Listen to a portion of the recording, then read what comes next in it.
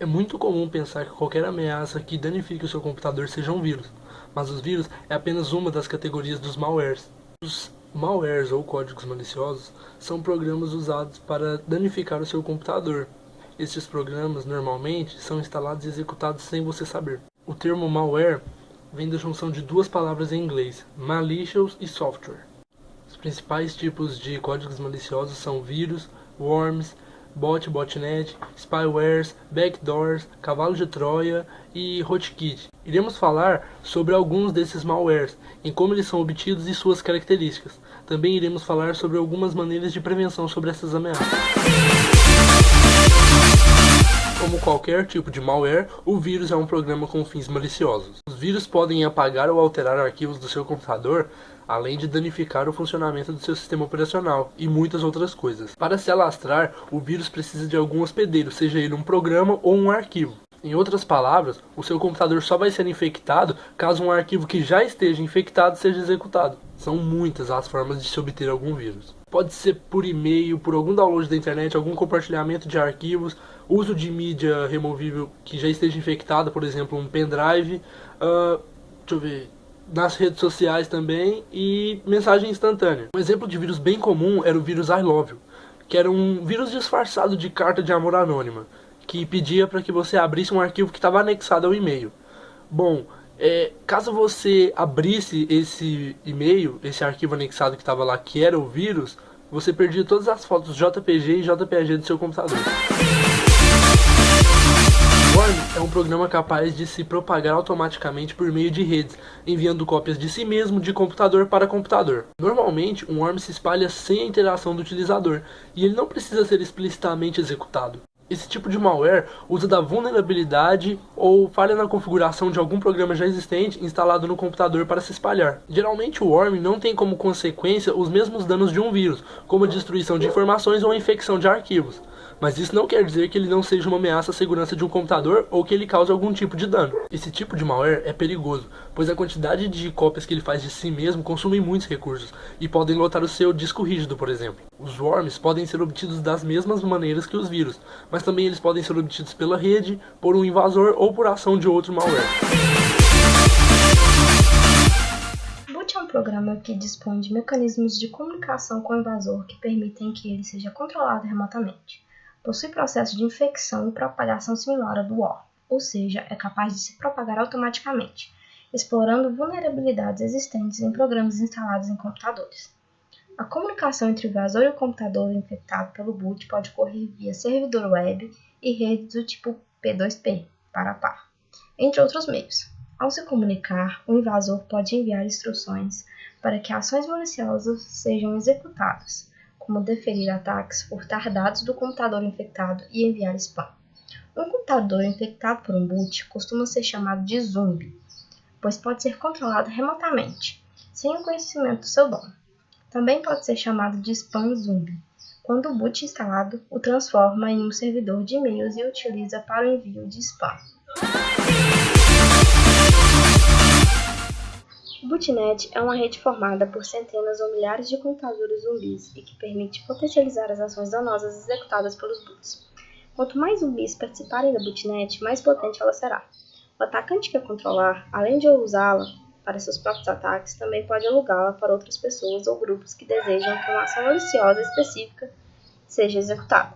Algumas das ações maliciosas que costumam ser executadas por intermédio de botnets são ataques de navegação de serviço, propagação de códigos maliciosos, inclusive o próprio boot, coleta de informações de um grande número de computadores, envio de spam e camuflagem da identidade do atacante, com o uso de proxies instalados nos zumbis.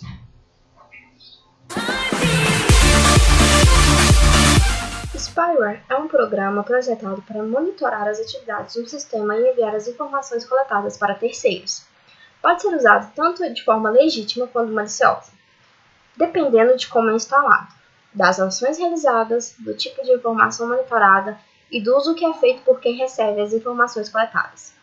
Podem ser considerados de uso legítimo, quando instalado em um computador pessoal pelo próprio dono ou com o consentimento deste, com o objetivo de verificar se outras pessoas o estão utilizando de modo abusivo ou não autorizado.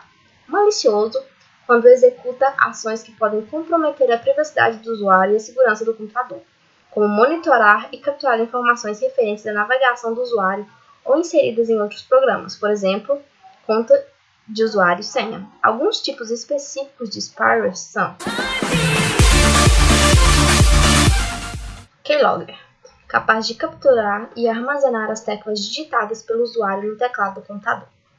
Sua ativação, em muitos casos, é condicionada a uma ação prévia do usuário, como o acesso a um site específico de comércio eletrônico ou de internet banking. Screenlogger. O Screenlogger, como o próprio nome diz, é um programa que tira prints da tela do seu computador, informando onde o cursor do mouse foi clicado, pegando informações de senhas e outras informações privadas.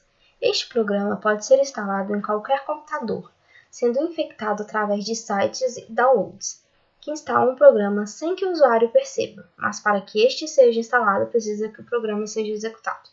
Atualmente, já existem screenloggers para aplicativos em Android e smartphone em geral. Adware. Projetado especificamente para apresentar propagandas, pode ser usado para fins legítimos, quando incorporado a programas e serviços, como forma de patrocínio ou retorno financeiro para quem desenvolve programas livres ou presta serviços gratuitos. Também pode ser usado para fins maliciosos, quando as propagandas apresentadas são direcionadas de acordo com a navegação do usuário e sem que este saiba que tal monitoramento está sendo feito.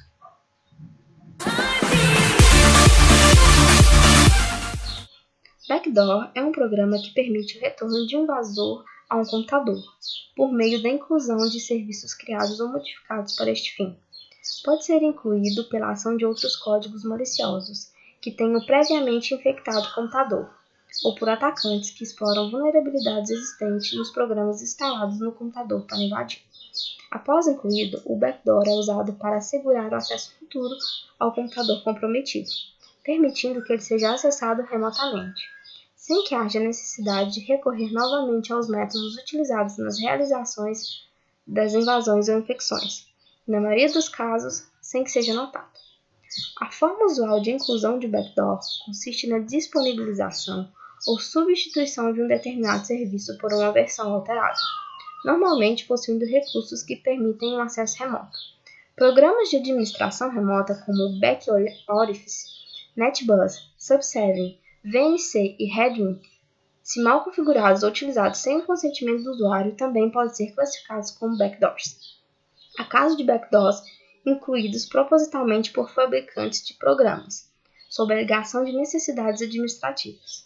Esses casos constituem uma séria ameaça à segurança de um computador que contenha um desses programas instalados, pois, além de comprometerem a privacidade do usuário, também podem ser usados por invasores para acessarem remotamente o computador. Olá pessoal, hoje vou estar falando sobre cavalo de Troia, rootkit e posteriormente prevenção sobre esses códigos maliciosos que tanto nos importunam no dia a dia, não é verdade? Bom, conta a mitologia grega que o cavalo de Troia foi uma grande estátua utilizada como instrumento de guerra pelos gregos para obter acesso à cidade de Troia. Bom, essa estátua foi recheada com soldados que durante a noite abriram os portões da cidade, possibilitando a entrada dos gregos e a dominação de Troia. Daí surgiram os primeiros termos como presente de grego e o mais famoso, que é o cavalo de Troia. Na informática, um cavalo de Troia é um programa normalmente recebido como um presente, como um cartão virtual, álbum de fotos, projetor de tela e jogos, que além de executar funções para as quais foram aparentemente projetado, também executa outras funções normalmente maliciosas e sem o conhecimento do usuário.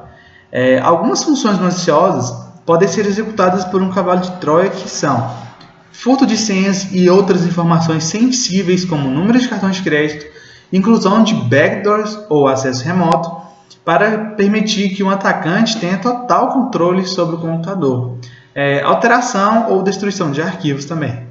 Bom, como o cavalo de Troia se instala em um computador?